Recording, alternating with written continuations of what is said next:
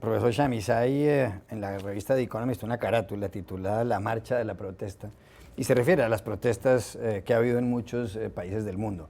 Las hay actualmente en el Brasil, originadas, unas protestas por el descontento de la situación general, pero originadas por el alza en 20 céntimos del transporte público en Sao Paulo.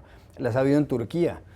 Ahora todo el mundo está enfurecido con el gobierno, pero resulta que todo empezó porque iban a talar unos árboles en un parque en Estambul. Uno se pregunta, y lo mencionaba tal vez Muni esta semana, ¿por qué en países donde la situación general mejora? En el Brasil en los últimos 8 años 40 millones de personas salieron de la pobreza, es un país de 200 millones de habitantes. Y en Turquía el aumento en los últimos 5 años es que hay un 8% más de personas graduadas de la universidad. ¿Por qué en países donde la situación mejora la gente se queja y protesta? Porque particularmente los jóvenes tienen expectativas que no son cumplidas.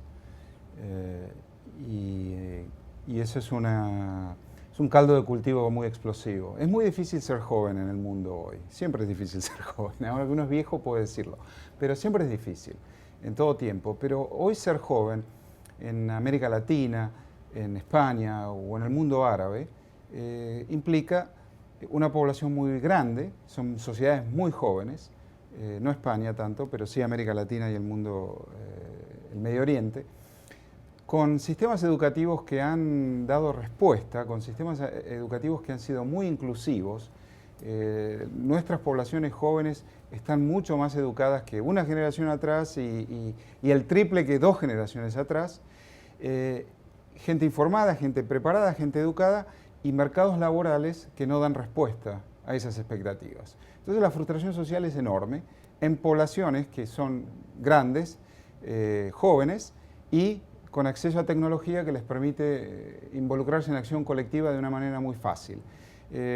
¿Cómo empezó la primavera árabe? Bueno, con un joven yendo a pedir un permiso y frustrado, maltratado, humillado por 10ª vez, se prendió fuego en señal de protesta. En Túnez.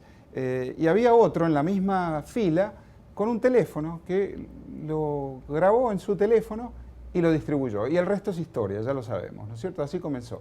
Y lo de Brasil hoy es muy similar. Estos jóvenes son hijos de la abundancia en el sentido de una expansión económica durante los últimos 10 años importante, pero con un mercado laboral que no da satisfacción. Esos son los indignados en España también. Entonces, esa es la razón y es realmente impensable que mientras Brasil y Uruguay jugaban la semifinal adentro del estadio en Belo Horizonte, afuera del estadio le estaban prendiendo fuego a la ciudad. Y ese es el mundo en que vivimos, donde los jóvenes de hoy son una fuerza naturalmente explosiva, producto de esta dramática frustración social. Antonio, dice además esta revista que los que deben estar asustados son los regímenes autoritarios. Dice que las democracias se acomodan un poco más, que Dilma Rousseff en el Brasil se acomoda, pero que deben estar asustados seguramente Xi Jinping en la China y Putin en Rusia. No, en China ha habido protestas ya desde hace algunas décadas, desde Tiananmen hasta la fecha ha habido varias protestas en distintas regiones de China y han sido apagadas contundentemente. Es curioso porque desde luego las dictaduras tienen menos instrumentos para responder a estas demandas. El único instrumento que tiene normalmente es la violencia y la represión y eso es un instrumento que se agota. Puede ser útil, pero se agota. Las democracias tienen más recursos. Pero estas protestas, la expansión de estas protestas refleja que no son protestas como contra un determinado sistema económico. En algunos sitios, como España, se ha dicho, bueno, estas protestas son porque el capitalismo está agotado. Yo creo que eso no es cierto, porque eso no explicaría las protestas en Brasil, por ejemplo. Creo que no tiene que ver con la orientación política de los gobiernos tampoco.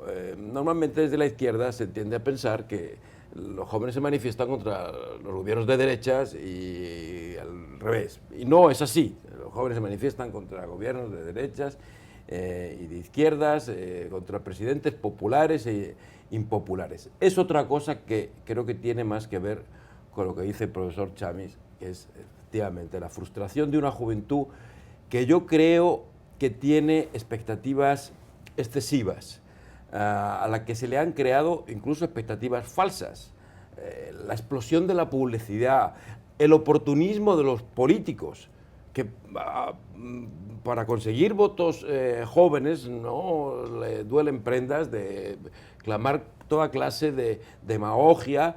En España se ha dicho reiteradamente, qué pena que la generación mejor formada de la historia de España, lo que de ser cierto es una obviedad, porque cualquier generación es mejor formada que la anterior. En el caso de España, ¿qué vamos a decir de esta generación si la comparas con la generación de la posguerra? Es evidente que es mejor formada, pero detrás de eso hay una expectativa falsa que después los sistemas no pueden cumplir.